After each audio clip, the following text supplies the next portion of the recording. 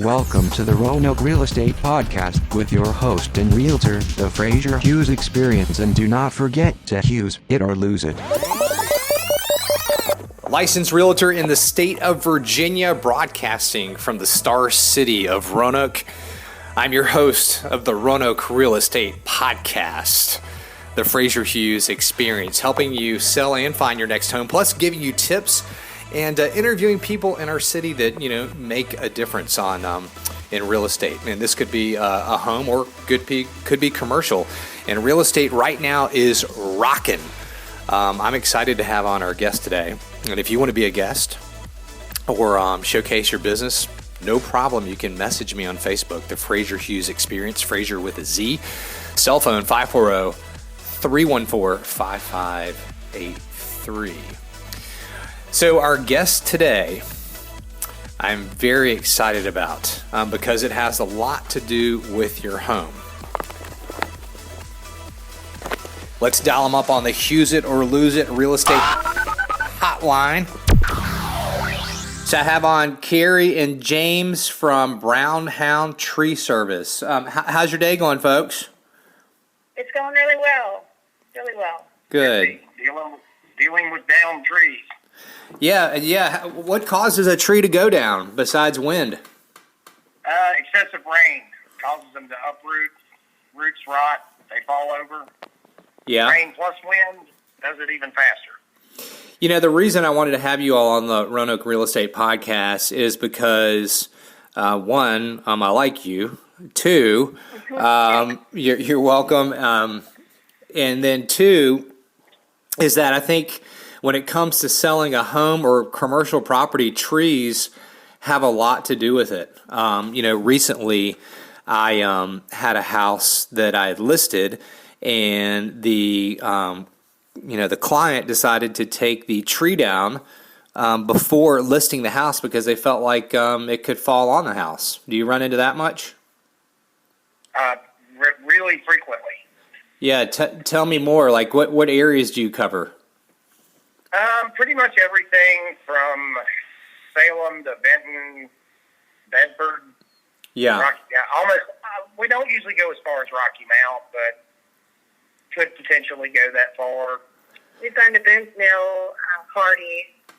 Now, when these trees, like, they get close to a home, I mean, I know that there's a couple different scenarios, just, going right into it. I mean, how do you know if a tree could possibly fall on a home? I mean, because it could stay next to the house for years. I mean, is there a way to go out there and look at the tree and be like, hey, you guys better, how does it qualify to get cut down and turn into notebook paper?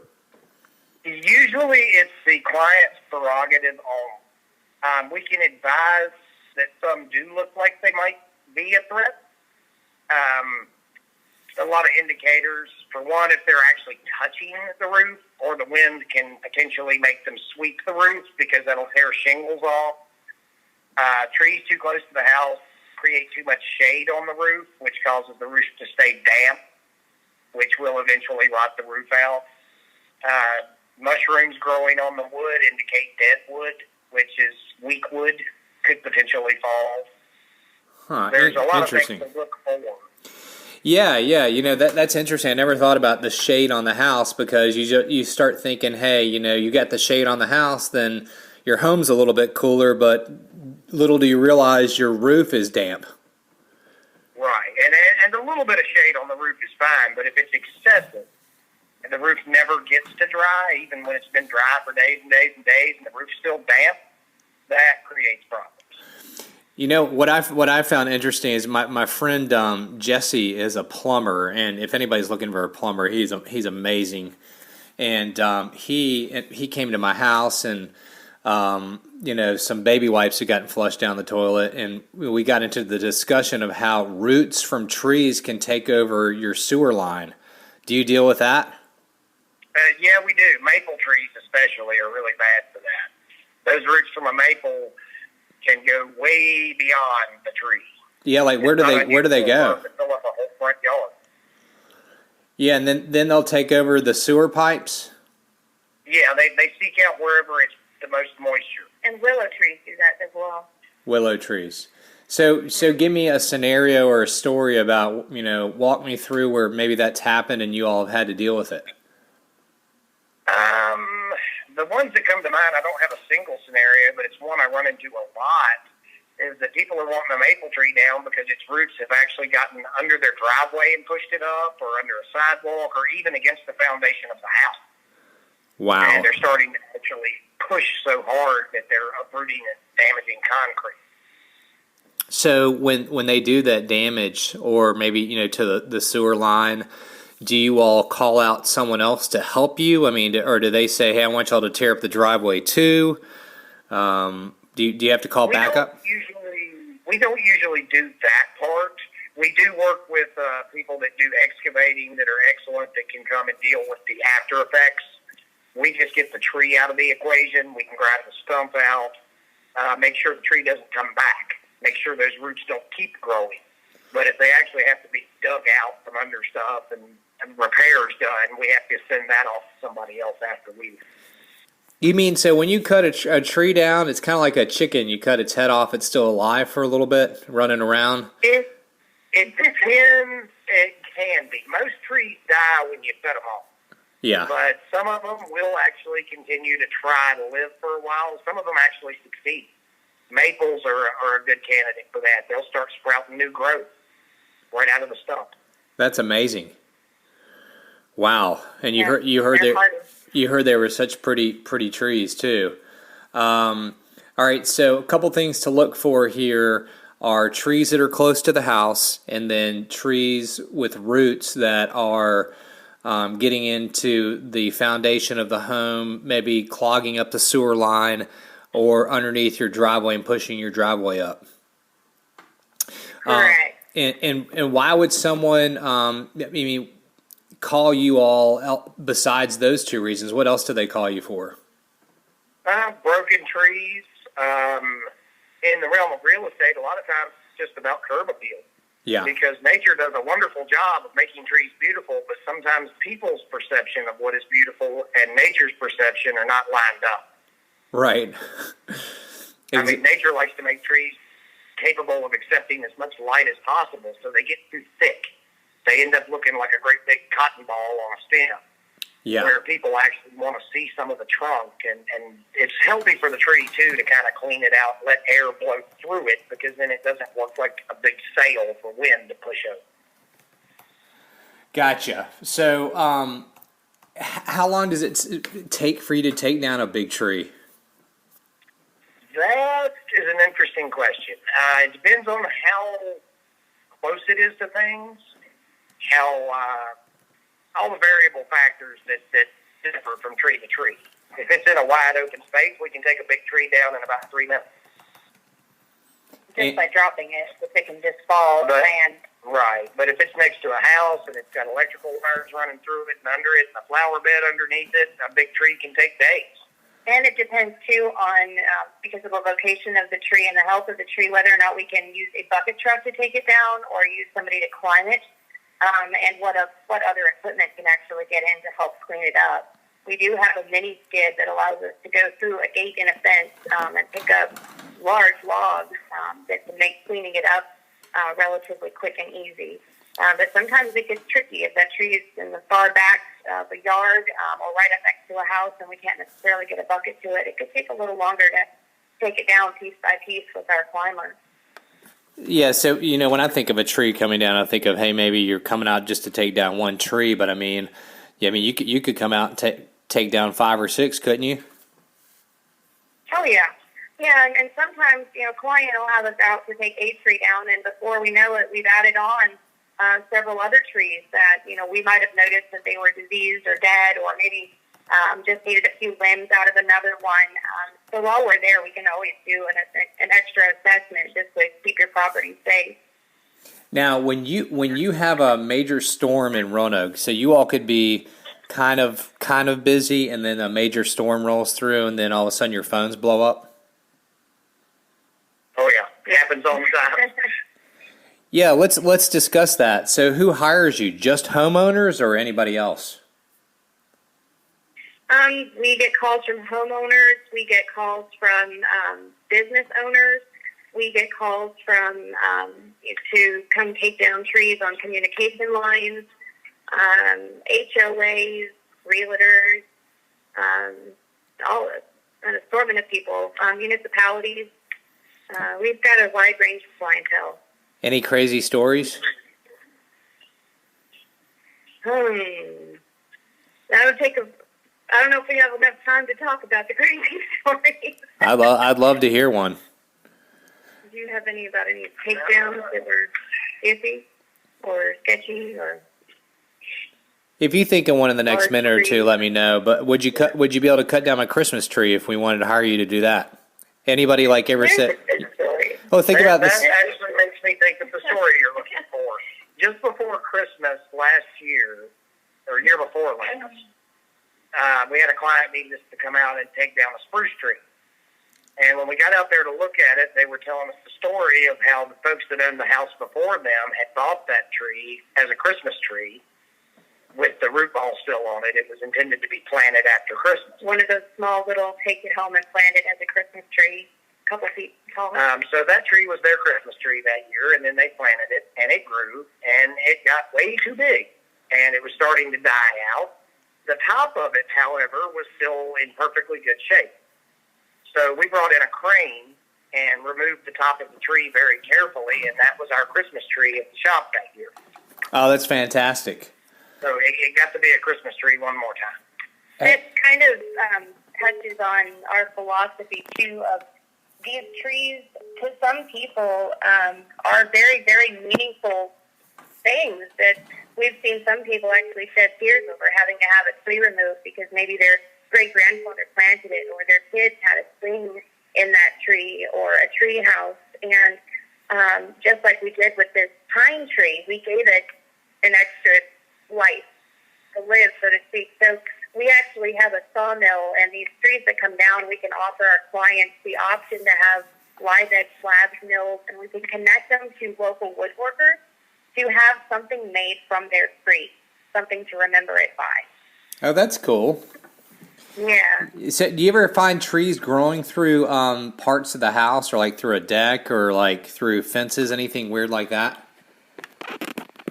Decks, mostly. A lot of times people build a deck right around the tree. Okay, gotcha. And then the tree ends up getting too big for the deck, and occasionally way too big, and then it has to come down. It can be a real challenge when it's completely surrounded by a deck.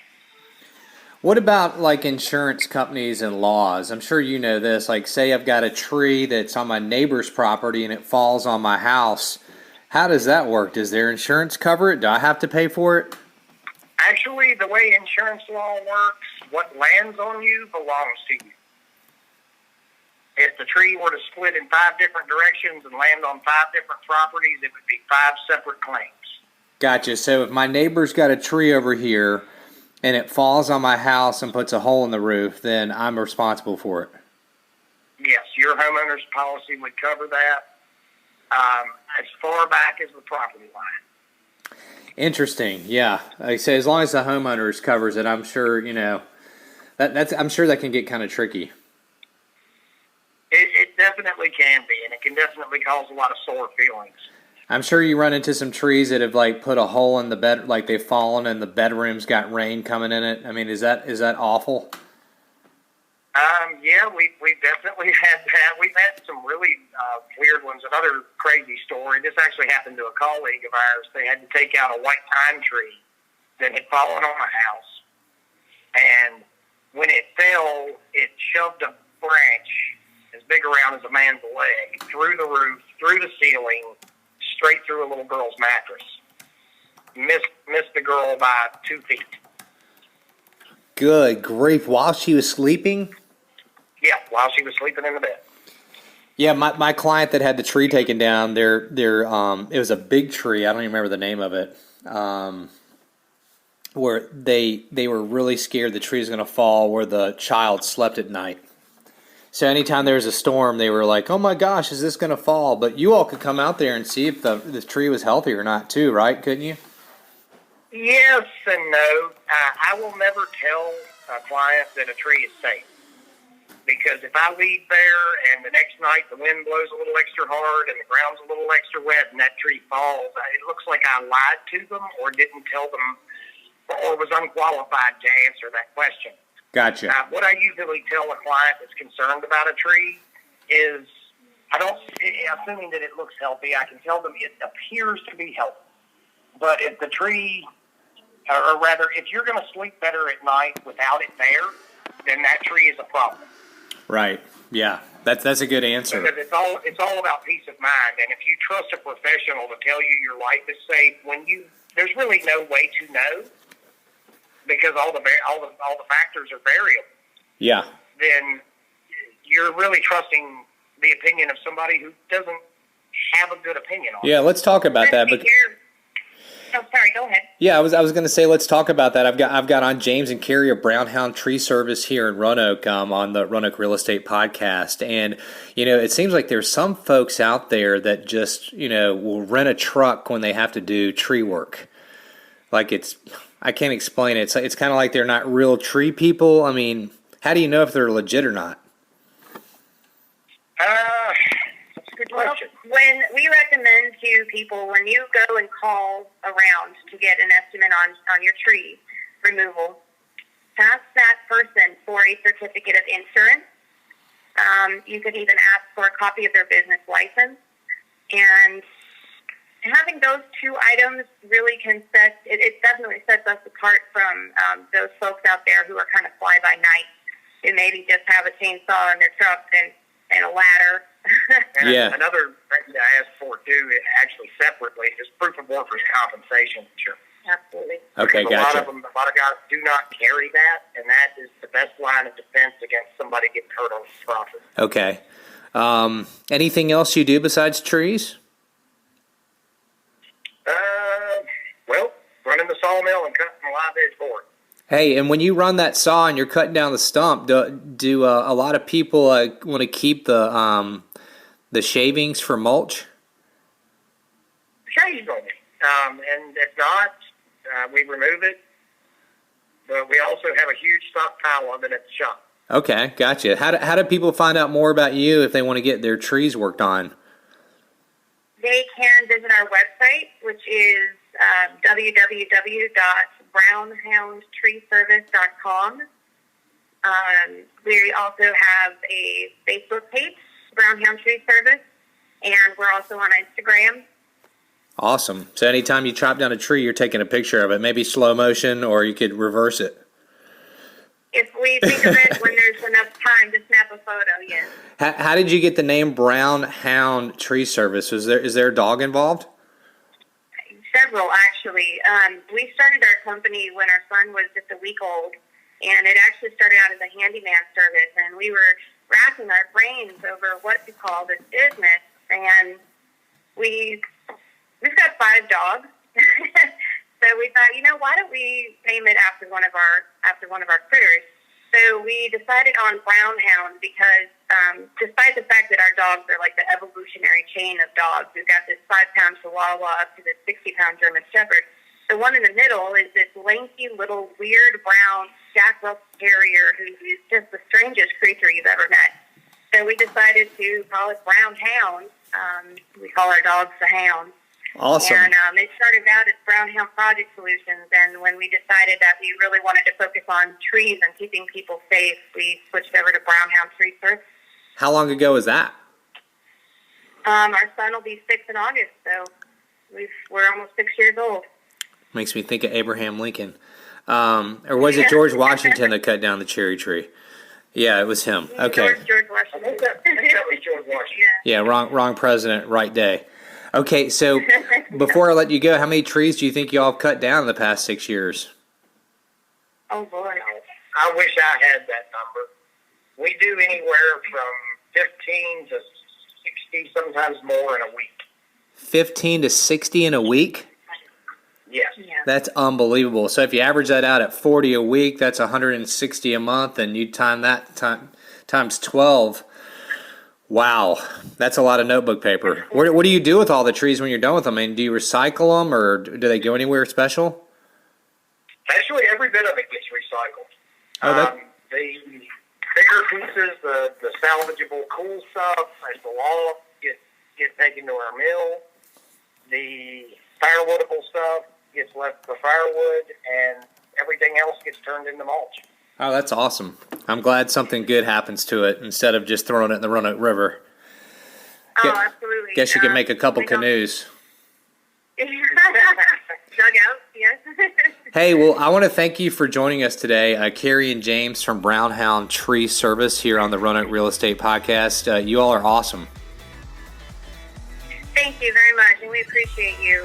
This is a good opportunity, and thank you for thinking of us. You got it. No problem. Use it. And if you want to be a guest on the Roanoke Real Estate Podcast, no problem. If you want to promote your business like Carrie and James, just dial me up, 540-314-5583. The Frazier Hughes Experience Realtor on Facebook is where you can find me and message me as well. And I really look forward to hearing from you. I mean, we have everything on the show, and trees are a big deal, and they can make you really nervous, especially when they get down into your sewer line and you can't flush your toilet. And you'll see these examples, like if you're driving past a house and there's a big dirt track, like 20 yards long from the front door. They've had to typically dig a tree out because it was getting around the sewer, and then if it's close to the house, it can cause some damage. So nice to have them on today, and I hope to have you on soon, and I appreciate, again, you listening. And hey, when it comes to selling your home or finding your next home, think about me. I'm here to assist you. I have done a comparative market analysis, meaning pricing homes and putting them under contract in Florida, Raleigh, Charlotte, Richmond, and most importantly here in the Star City, Roanoke, Virginia, and helped a lot of people. And I really appreciate the opportunity to help you sell your home and find your next home. I am a licensed realtor here in Virginia, and you can hook up again with me on Facebook, the Frazier Hughes Experience, or Instagram, Hughes or Lose. Have an awesome day and stay positive. Want to be on the Roanoke Real Estate Podcast? Call Frazier now or text 540-314-5583. Also contact Frazier to sell or find your next home, and he is always fresh on Instagram, LinkedIn, and Facebook. Stay positive, Star City and Hughes. Don't lose it.